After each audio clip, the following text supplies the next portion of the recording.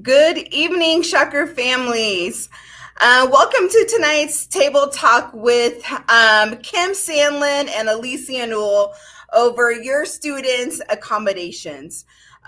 We are excited to bring this topic to you because there's a significant difference when we're talking about student accommodations from that transition from high school all the way through college. And so tonight we're going to talk what that looks like, and then we'll be available for any questions that you may have. So feel free to put those in the chat.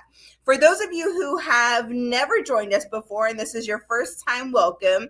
My name is Alicia Newell, and I have the privilege of serving as the Assistant Vice President for Student Affairs at Wichita State. In my role, the Office of Student Accommodations and Testing reports to me. And a little background is I am a first generation college graduate. I am also a proud alum of Wichita State University and have been with the university roughly 20 some years. And so it is my honor and privilege to serve in this role. And I am extremely passionate about working with students and excited to be able to welcome you to the Shocker family. I'm going to throw it over to Kim Sandlin to introduce herself, and then we'll get started with tonight's program.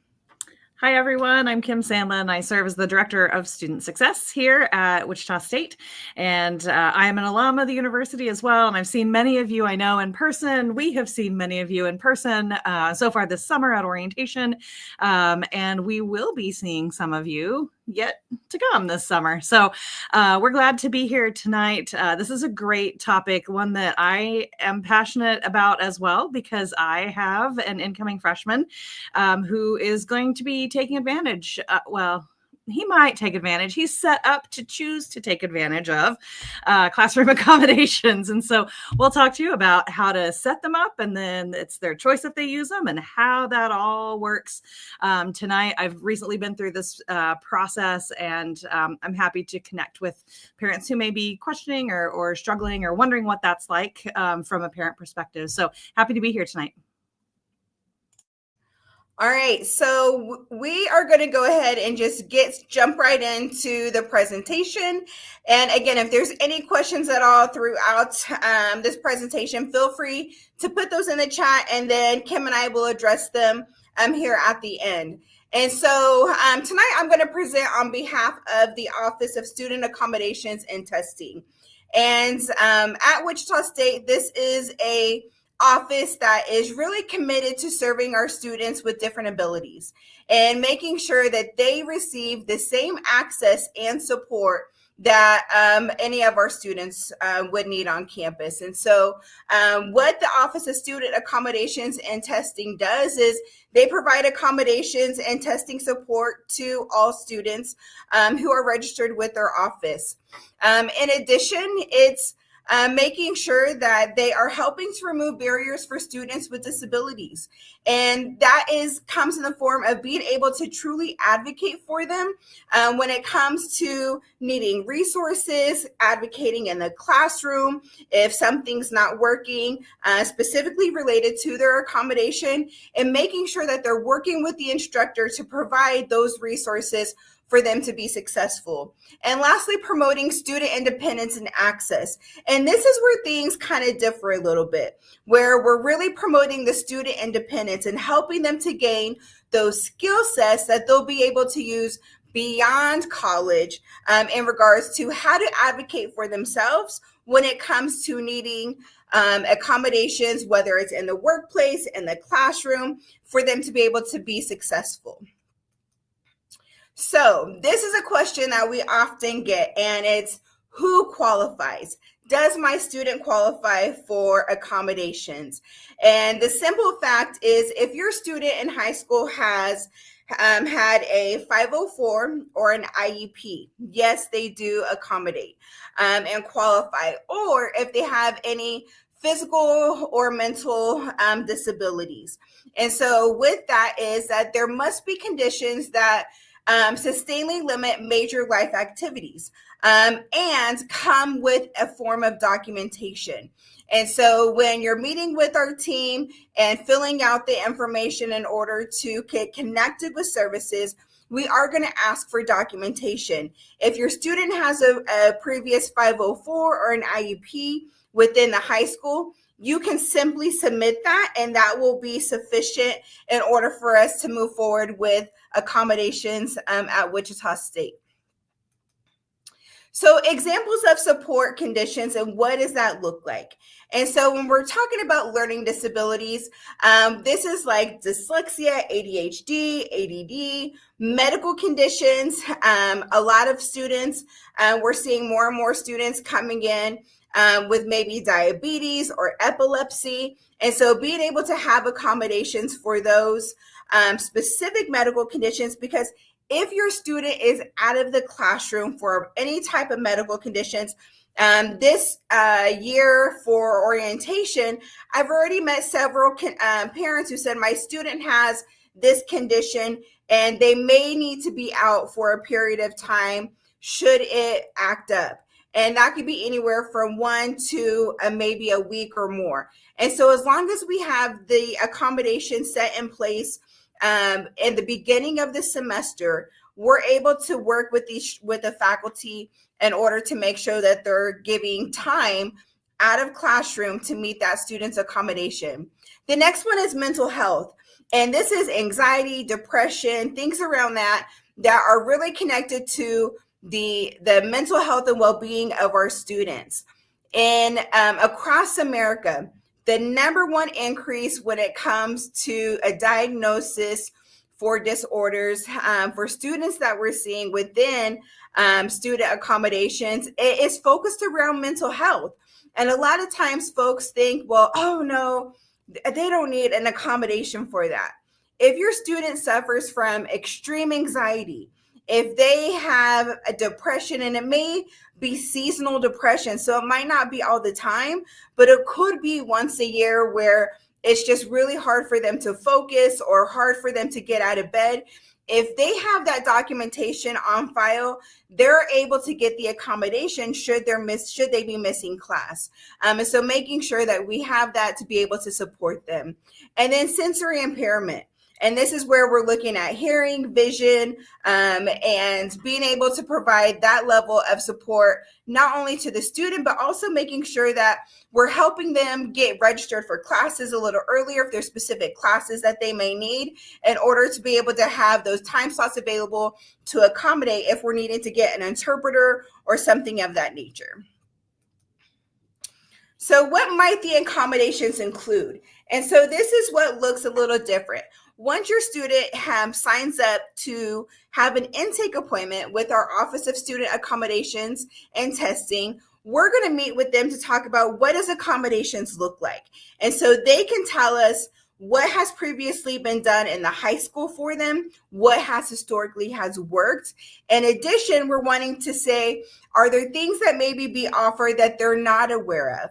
And so these are things that will look like extended time or separate testing locations if they're needing that additional time on a test.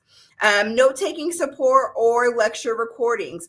This is one that I absolutely love. Our director of student accommodations, Miss Isabel Medina Kaiser, their team is actually out at a national conference right now, as I am. And so they're learning how to use assistive technology to leverage student success. And so for students who are needing a note-taking support, we have purchased these pens where students are able to utilize them to record lectures and to help them take notes to be able to utilize and maximize technology to support them in the classroom, which is amazing. Also, flexible attendance due dates. This is one that we use a lot, especially for students with medical needs. And so making sure that we are working together with the student and the faculty to ensure that we're abiding by flexible attendance dates. This doesn't mean that, oh, I'm too tired, I don't want to go to class. It truly has to be connected and related to their diagnoses. And so our access coaches will work really closely with the students to ensure that they understand what is acceptable and what is not acceptable. And then last but not least, the accessible materials to assistive technologies. And this is one thing that I absolutely appreciate about this team is constantly looking at what are different assistive technology needs that are available for students, and then how can we help them maximize that.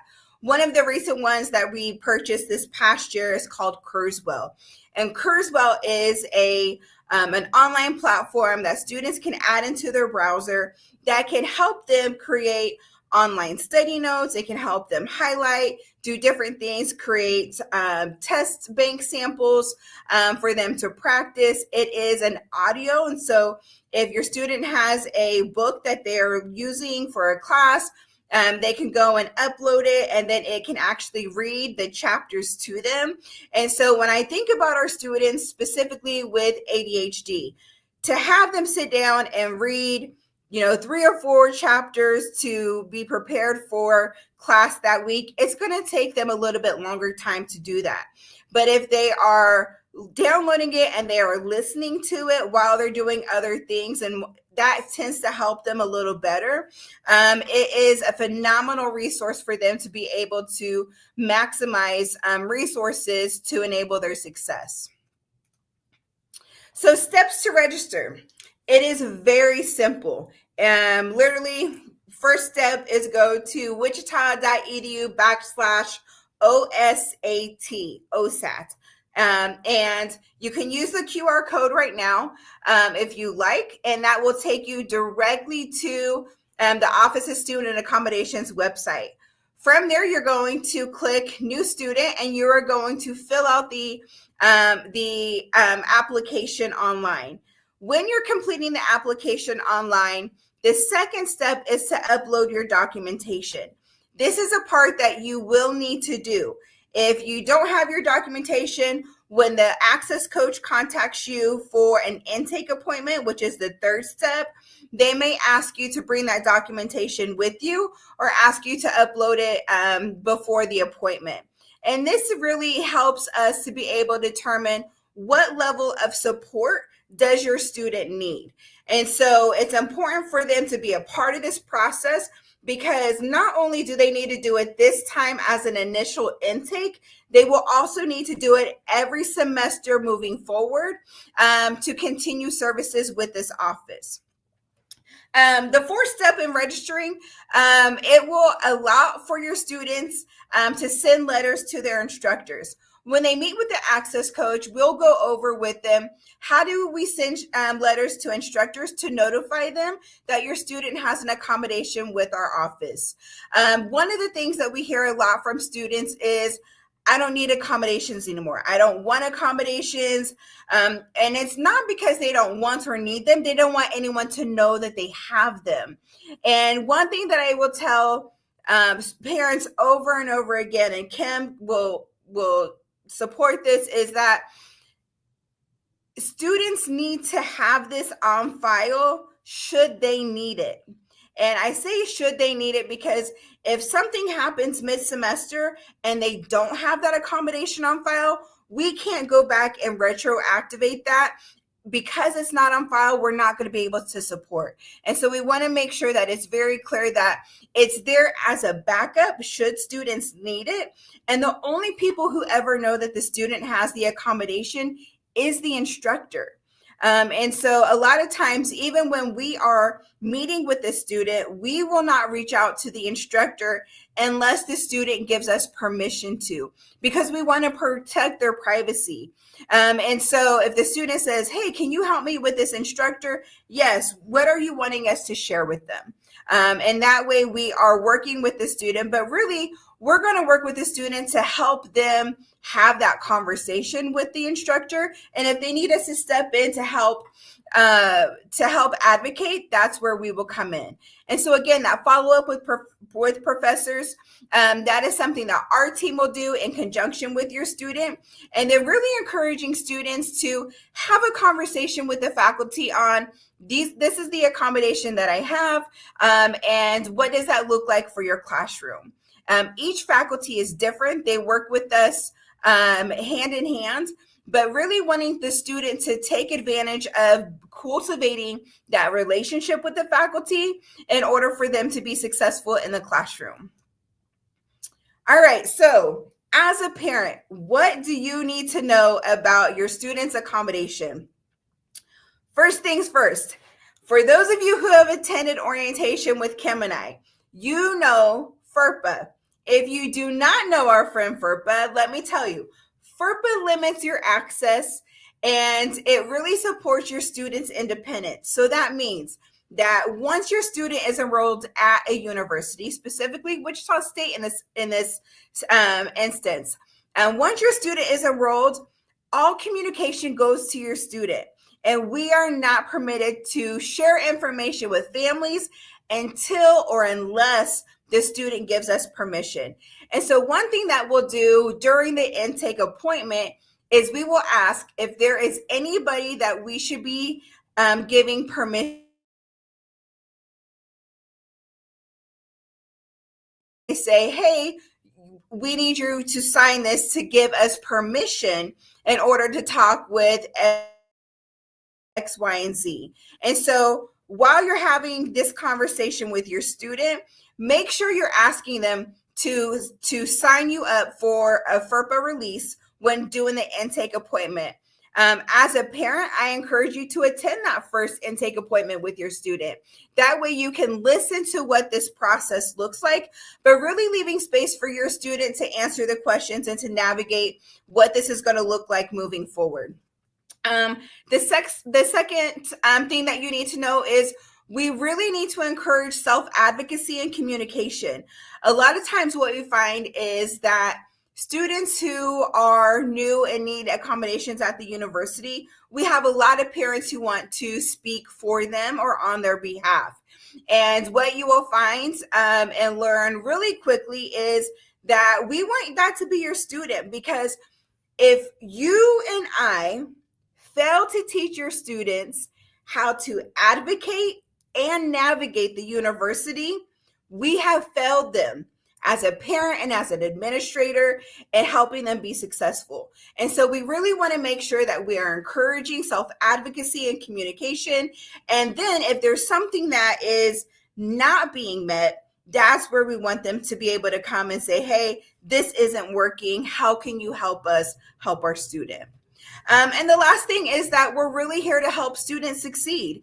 And so one of the things that our staff provides is a monthly check-in with our students. And so during that intake appointment, they'll say, hey, how often do you want to meet? Some students may need to meet biweekly. Other students may need to meet monthly.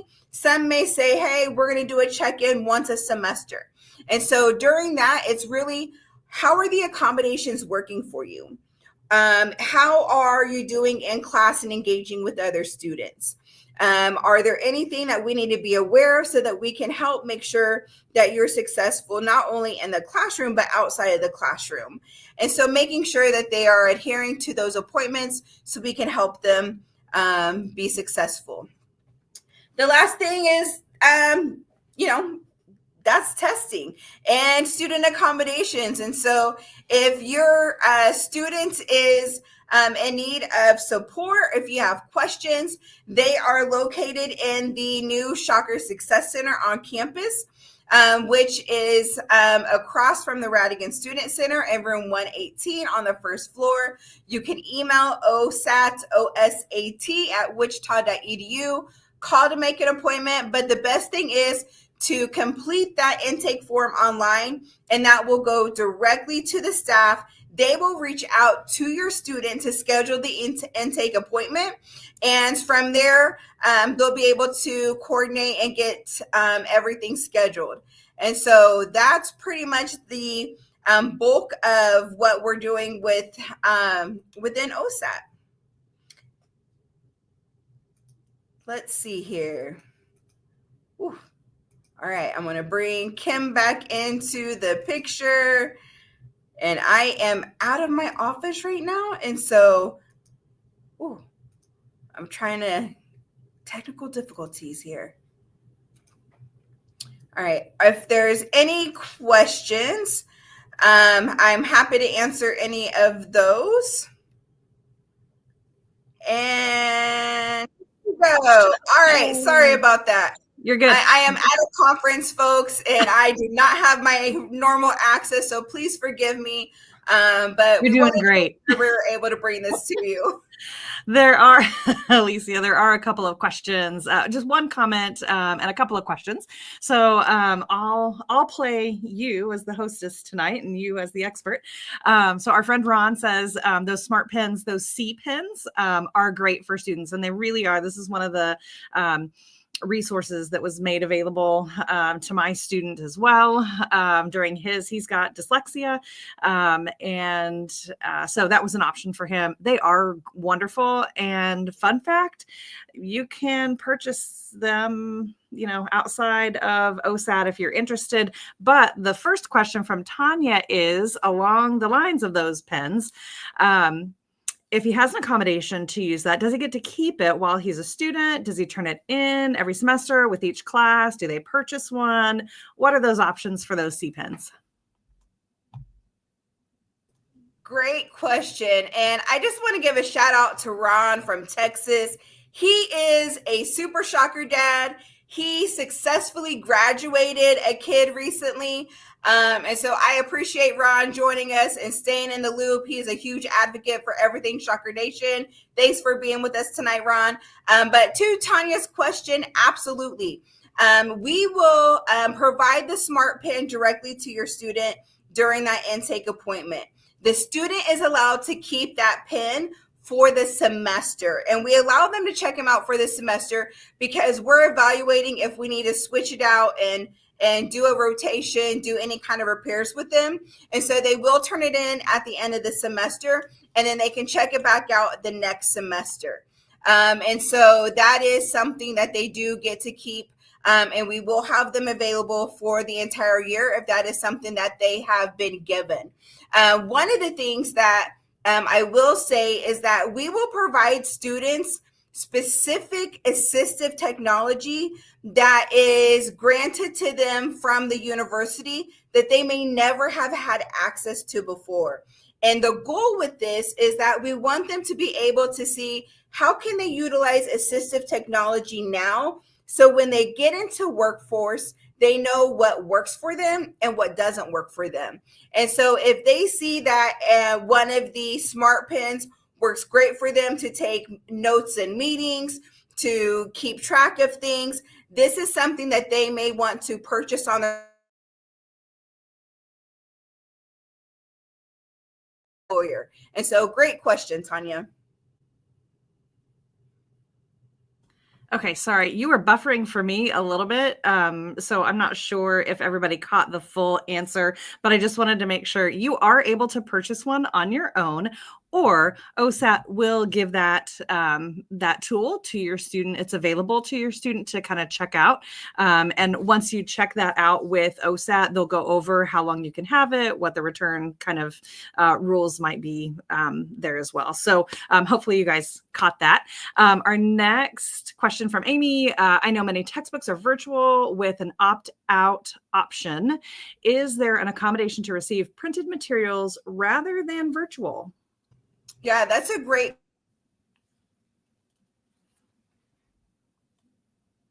available virtual and your student does need a printed version, that those are available from the publisher. And so the student would still need to purchase that directly from the publisher. When we're looking at accommodations, this is where we're looking at, does it need to be magnified? Does there need to be anything specific in regarding to the print size of the text?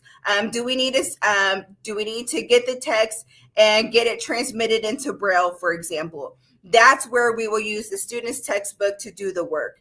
And so, yes, that is available. We do ask that if your student has a preference of having a textbook rather than the online version of it, to work directly with our Shocker store. And Lisa, her information is on the previous show that we had regarding your students' textbooks.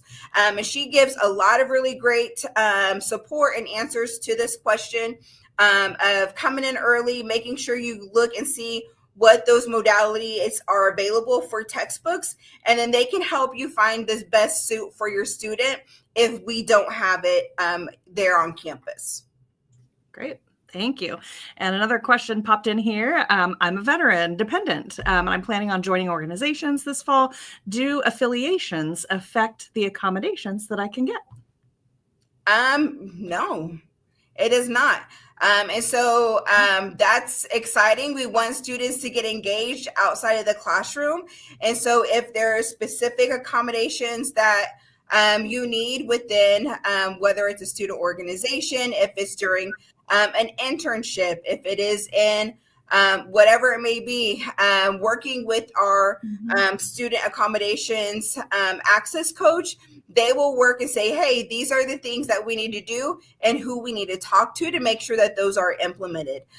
Along the way, if you feel like, hey, this isn't really working, for example, we had a student who was deaf and hard of hearing, and they joined one of our largest student organizations who met every Wednesday night at 7 p.m. and they needed an interpreter there, a sign language interpreter. And so we had to provide a sign language interpreter for those. And so it's just making sure that, hey, if you're not showing up, working with the sign language interpreter to say, hey, I'm not going to make it tonight, so they're not showing up and wasting time.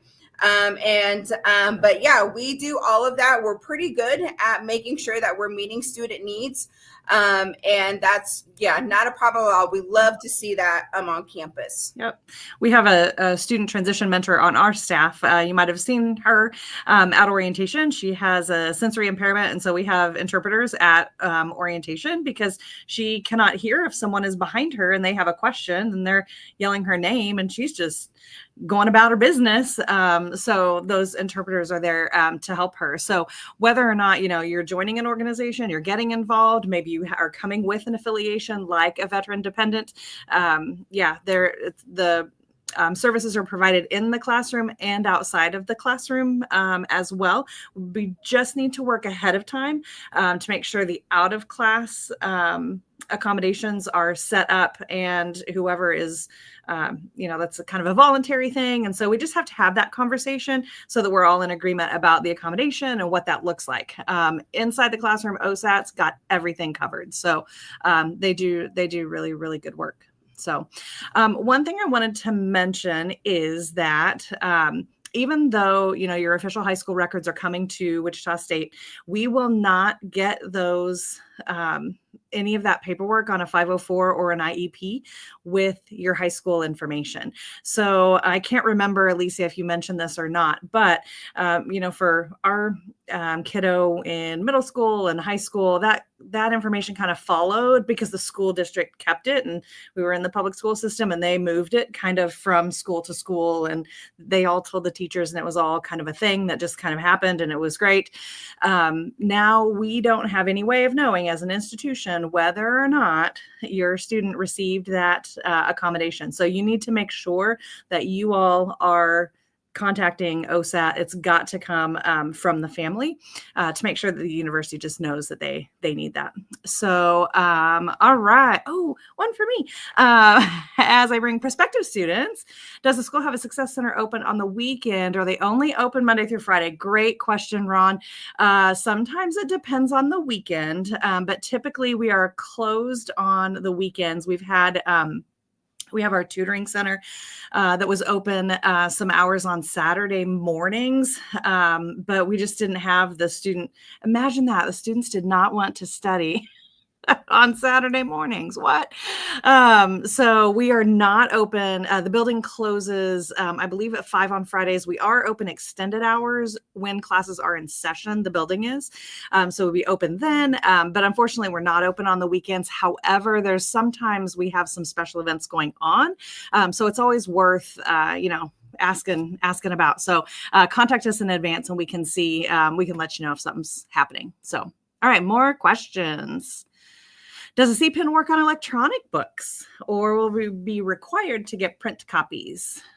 So great question, Holly. We work with students regarding on what is the best option for them. So if your student wants an electronic copy, we will work with them. Typically, for students who want the electronic copy for class, we will have them use Kurzweil, and we will work with them for this specific reason of how to be able to utilize Kurzweil to be able to adapt note taking and efficiency, and utilizing that to help them to enhance studying. And so that is one technology. And so again, we're mentioning very small, specific things that specifically Kim recently, her student was offered. Kurzweil is one that a lot of students have access to, absolutely love. And so we're going to work with your student to see what is the best option for them and with their textbook modalities that they have for that specific class. And so if it is a lab, for example, some students, we have one student who was visually impaired, and we needed to get lab partners and other things made specifically for that student to be successful in that class and to have those accommodations. And so we will work very specifically to ensure that the student has the right assistive technology associated with their accommodation. All right, moving through more questions. A great one. Just found out about this office during orientation. I know we won't be able to get accommodations this fall semester. Yes, you can. Yes, you can. It is not too late for fall, but you should do it fast. There are students who don't get their accommodations set up, brand new students who don't, get that taken care of until August. So you still have time to get connected with OSAT for the fall. So great news there. And the OSAT office will work as quickly as possible to get those intake meetings scheduled. I'm pretty dang sure they do those virtually too. We're obviously local, so we came in person for us. So if you're local, it's really handy to walk into the office so you know what that process looks like. So I let my kid kind of run that, and I stayed behind. I went in with him, but I let him check himself in, and I'm like, you're going to have to do it all over campus. So get used to it in a place that it's okay if you mess up or you don't even know what to say at the front desk, right? So this is a great place to get started with those kinds of skills. But so, yes, it's not too late for fall. On the Sorry, one thing that I will add is I will say that if you're wanting an in-person appointment, if you can schedule during move-in that week, we have preseason the whole week before. Students are able to move in, I believe, August 9th. And so there's a whole week that they could be on campus before classes even start. They should have this meeting taken care of before classes start. If they are not able to get an intake appointment before classes start, please know they can do a virtual appointment. There is no excuses. They can do a virtual appointment. You're here with us tonight virtually. They can be with their access coach virtually. But the other thing is when we're looking at accommodations, I'm also looking at what is the timeline for academic being able to grade and see where our students are at. The first exam that instructors typically will give is going to be in week 4 or 5. And so as long as your student has their accommodations scheduled with us and everything out, we can get a letter out to the instructor before the first exam. That is typically where the anxiety comes in, I'm not sure, the uneasiness, overwhelmingness. And we want to make sure that by that time, the student has the support they need to go into that first exam feeling that they are set up for success. And so absolutely, there's still plenty of time. Sorry, Kim, go ahead. No, you're absolutely right. You're absolutely right. And so you can wait if you prefer to wait and do it in person, but you can do it virtually. And I'd suggest you do that to knock it out. Okay, medical documentation, but we have that for his learning disability. Is that something we have to have?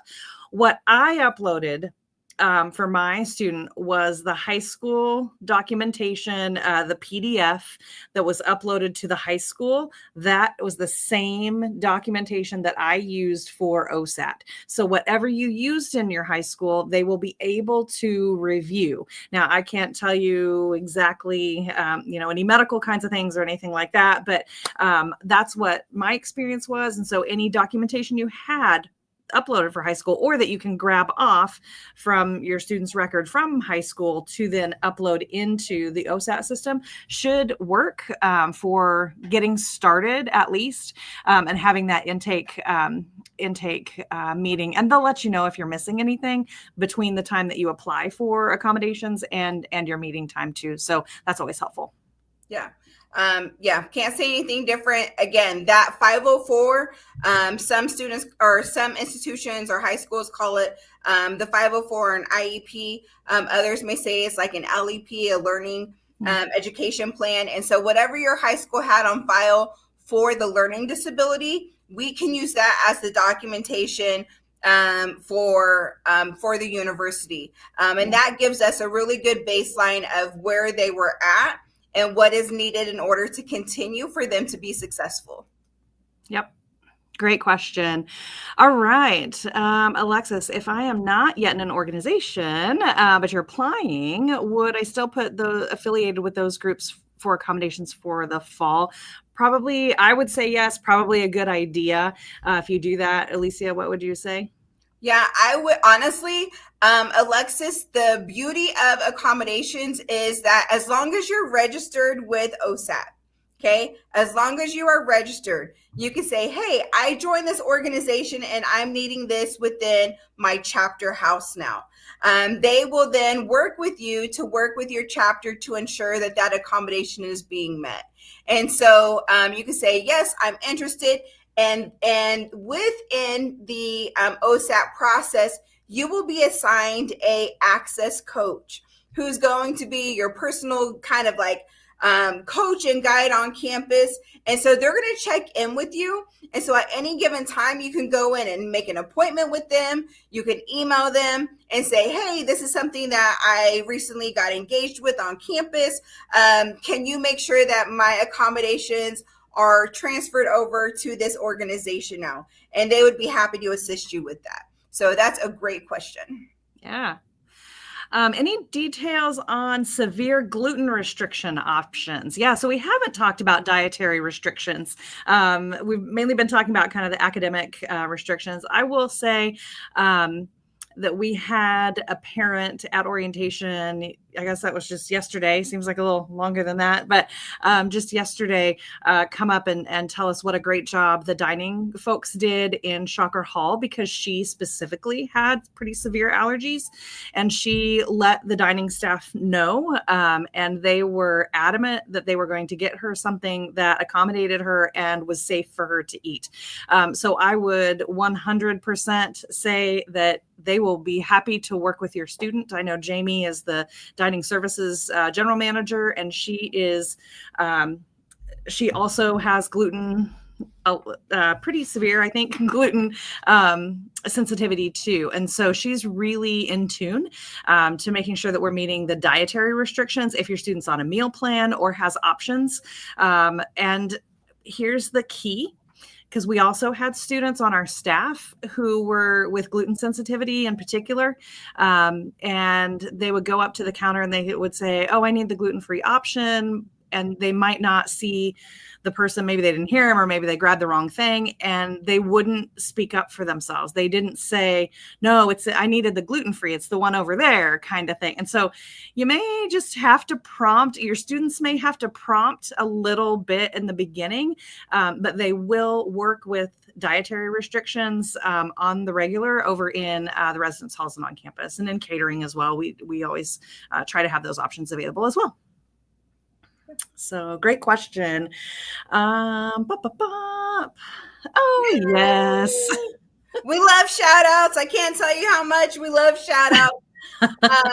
Yeah. We like working together too. I don't know if you can tell, but at orientation, education. We've been together a very long time. We've experienced a lot together on this campus, both as students and as Yeah. professionals. And, So glad you're here. one thing that I'll say is we are a proud first generation destination institution. Over 48% of our students are first generation, which means they are the first in their family to go to college, graduate with a 4-year degree. Neither parent did. And so not only being a first generation institution, but also knowing that, parents work. And not all parents are able to get off to attend orientation with their student. This is a means in which we can connect with you, because without your support, parent support is essential in the student success on our campus. And when you're in orientation, we talk about the difference of parents being a part of the process and being a part of that, navigating and advocating with your student, and the difference it makes in them being successful at Wichita State. It's night and day difference. And so those of you who are joining us, who continue to log on and are learning as you and your student are going, kudos to you, because that is the difference. And I can't tell you enough how transformative it is when your students know that you're riding in this with them. And so thank you for the shout out, and also for those who continue to join us. Yeah. Next question. There we go. Where can I get tested? She was tested when she was 6 years old. How would I get those documentation, or how would I get that documentation? Yeah, so it's so if your high school or institution that you're currently at has a 504 or an IEP on file, that is what I would prefer to have instead of the original documentation, because chances are that has changed over the years to accommodate and expand from what was the initial diagnosis. And so I would say get those records from your school and use those to be uploaded into the system. When we're talking about medical documentation, that would be something more for like diabetes or epilepsy, something like that. That may need more specific, but for learning disabilities, we could definitely utilize the IEP or 504 that the high school has on file. Yep. And another shout out from Ron. Hey, if your student needs a stand-in parent, he's on standby, folks. So thank you for that. Let's see. There were a couple of things that I wanted to talk about. Keep the questions coming. But I did want to highlight just a couple of things. In that intake meeting, when you meet with your access coach from OSAT, or when your student does, it is helpful when you're there so that you can hear what is happening and what your student is expressing. It was great to see my student interact with his access coach, because he just kind of took on this life of his own, and he was like, she was so cool. And then they bonded about something happening in France or some foreign country. I don't remember what was happening, but they're both history geeks. And so then they were geeking out over that together, and they just make connections. And had I led that, I'm not sure we would have ever gotten to that, right? So really let your students start kind of advocating for themselves during those meetings. The access coaches are really great people. It's helpful to have, like Alicia said, the high school documentation, because it outlines the accommodations that the high school gave you or gave your student. And so that's a starting point for our OSAT folks, right? So our access coach was able to say, okay, it looks like you had this and this. Did you use it? How often did you use it? Which classes did you need it for? And just asked, again, those questions that I would never have thought of to, set them up on, the best path for success. So those coaches, they really know the questions to ask. And I'm not sure that he will use accommodations. Like Alicia said, they're there if and when he needs them. And that's what the access coaches really stress, is that you're good. You've got all of these things. Go to class. We'll let your teachers know you need to have a conversation with your instructors. And you need to kind of navigate that a little bit, and it'll be kind of a little rocky getting started trying to figure it all out, but the coaches are there for your students, especially those first few weeks of school when the new students are really trying to figure it all out. But they cannot get the pins, and they cannot get the extra tests on exams, and they can't come in to use the testing facility if they're not registered. So I can't talk about how critical that piece is. Switching gears over to Kurzweil, that is a great tool. And I'm looking over on my other screen here. It's really spelled really funky. Kurzweil, Kurzweil 3000. And OSAT is actually having the Friday before classes start. So part of our ShockFest agenda will include this, I think from 8 to 5. I'm pretty sure, you'll want to double check, but I'm pretty sure it's kind of a come in, swing by, come in and out, come and go as you can.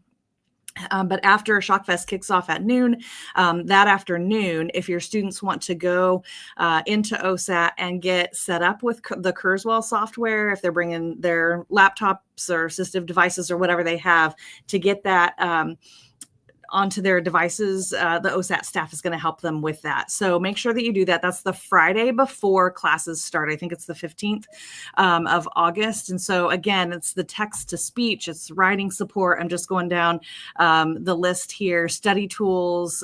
There's a great info sheet online or an info page online that gives you some screenshots of all of that. And it's available no matter if you're receiving accommodations or not. It's available to every student. So it's really a great program. Yeah, it's actually, so I am in the home stretch of completing my doctorate. And I actually used this platform this last semester in multitasking. And so I am one who I'm doing 100 things. And I'm like, I could utilize this time if I had something reading it to me. So I uploaded it and it read me the text, and baby, man, I wish I had known about this a long time ago. Yep. And they've always got some in their ears. Yes. They always have headphones on and earbuds in. Yeah. So I mean, why not? Yeah.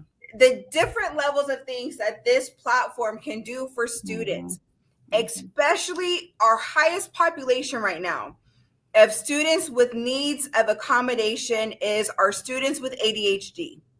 Yes. And the one thing is that there's not enough assistive technology out there right now that is available to support them and being able to get the consistent support that they need. This platform does it all.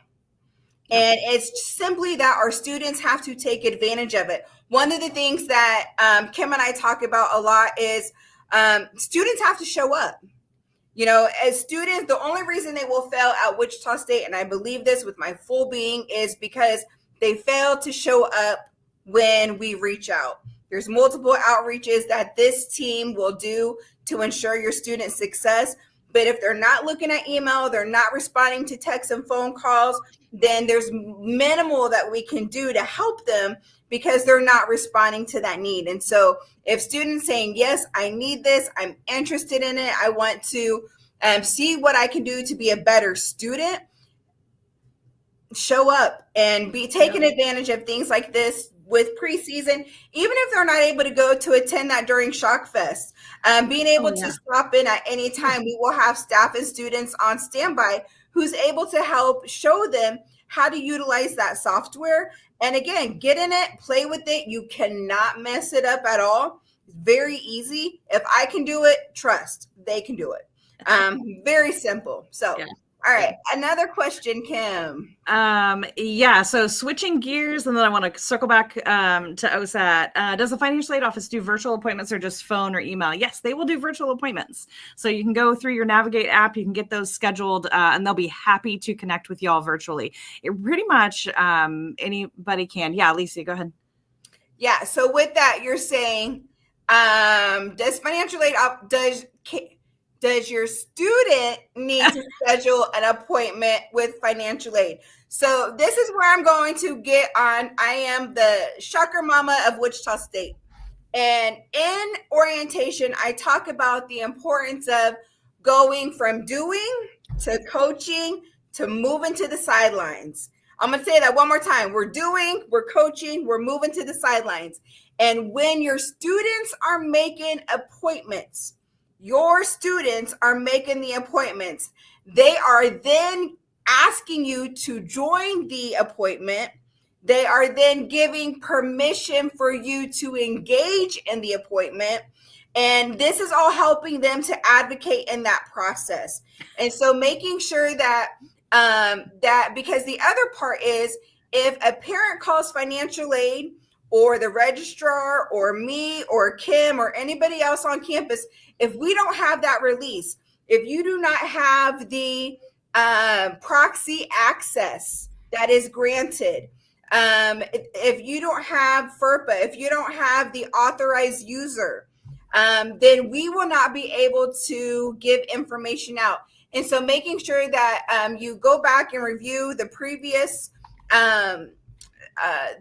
show when we talk about your students' rights, and where we talk about access, because that is one that will talk specifically about how do you get the authorized user and proxy, so that when you call in, you could get specific information from financial aid. Sorry, Kim, I just had to throw that out there. No, you're good.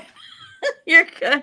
We did get that. Yeah, she's good at doing things on her own. So I did have a parent at the last orientation to say, well, they did it on their own and we think they clicked the wrong box.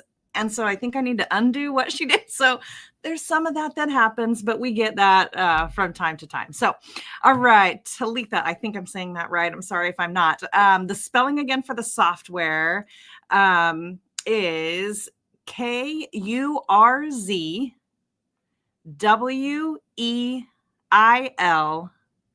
3000. So Kurzweil is how we pronounce it. KURZWEIL. And if you just go to, oh, perfect. Thank you. If you go to, let's see, the OSAT website, I think in the section menu, which just pro tip, if you're having trouble navigating our on-campus website, a lot of things you'll find in these little section menus, the hamburger on the upper right-hand side. There will be a link right to it, so you don't have to know how to spell it or anything. So you can just go straight to the OSAT site, go to the section menu, and they will link it right there so that you can get the information there. And it has all the information on how to download and the screenshots and all that great stuff. So it's a great piece to help your students. So yay. And I thought there was, if you're still on the fence about whether or not, well, we don't know, accommodations, maybe not. I think he's okay. We think she's okay. It's kind of nice to know, put it in the back of our head kind of thing. Here's something else that is a huge advantage, I think, to being connected with OSAT. And that is, we get asked all the time, how do we know if the professor is just a bad professor, if students like him, if they don't like him? The access coaches work with faculty closer than many other advisors, including academic advisors on campus, because they have to do a lot of helping students navigate what may be happening or not in the classroom. A vast majority of our faculty are going to be like, yeah, no problem, accommodations, we're good. We have done a tremendous amount of work in OSAT space, in institutional resources, in student affairs, to make sure that our faculty understand accommodations, the purpose of OSAT, the process for OSAT. And we've come a long way in the past few years. And that's why this is really a point of pride for the institution, because of the staff in OSAT and the strides that they've made. So they're going to know what instructors are going to be like, oh, we don't have to worry at all. We're going to send something over. They're going to be great. Or, okay, we need to work a little bit more. This professor is going to ask you these things, or it's best if you go the first week of class, or it's best if you send an email first and then follow that up in class. They're going to know how to navigate those classrooms and any faculty issues that may come up along the way. Again, a majority, your students aren't going to struggle with a majority of the classroom, the majority of the professors, sometimes we have a brand new faculty member who's new to teaching and they just don't know. And so sometimes they have to navigate that a little bit. But they have some really great insight into instructors who are super, open and supportive, and those that are like, oh yeah, that's fine. If I require a blue book now, because we're not going to do AI in our testing, so now you have to show me what you know, and you have to write your exam, or you have to write your essays. If that was an accommodation that my student was asked, can you write essays? Do you have problems writing essays? How does that work? And he said, I'm much better if I can type it out because I don't flip my letters and it goes faster. And they're like, great, done, check, move on. And it was like, oh, well, fancy that. It's as easy as that, folks. So, they just have to have those conversations. And then they will review schedules. They'll help students get into, classes that are going to meet their needs as a student with accommodations and with map to their, map to their degree map, whatever, count for their degree, shall I say. So, again, phenomenal staff, a phenomenal job they do. So, all right, I'll stop. Alicia, bring us home. Anything else? I think,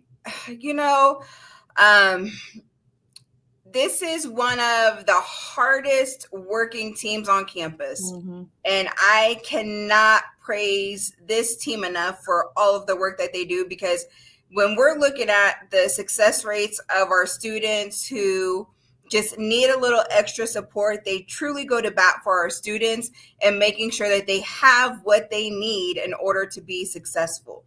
And so that is from advocating for additional resources, for just space and, everything under the work that they do.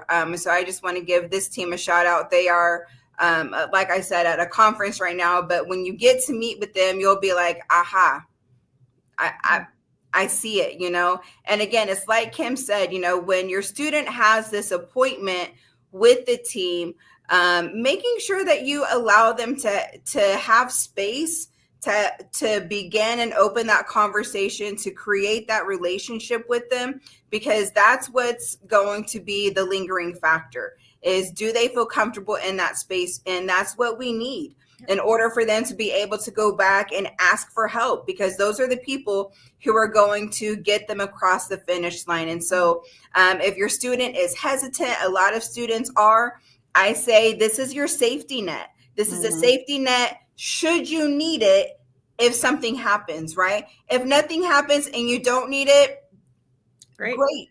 But should you need it, it's on standby. And we want to make sure that students have what they need should something happen. And so again, the office is there to support you. You can go to wichita.edu/OSAT, OSAT, and complete the intake form. Their staff is on standby. Once the intake form is submitted, it will be, they will reach out to your student to schedule that intake appointment. And then the rest is history. And so if you have any questions at all, feel free to reach out to them directly. Also, knowing that Kim and I are on standby to answer any questions at all as well, feel free to reach out to us both individually, and we can connect with you and get you directed to whatever it is that support that you may need.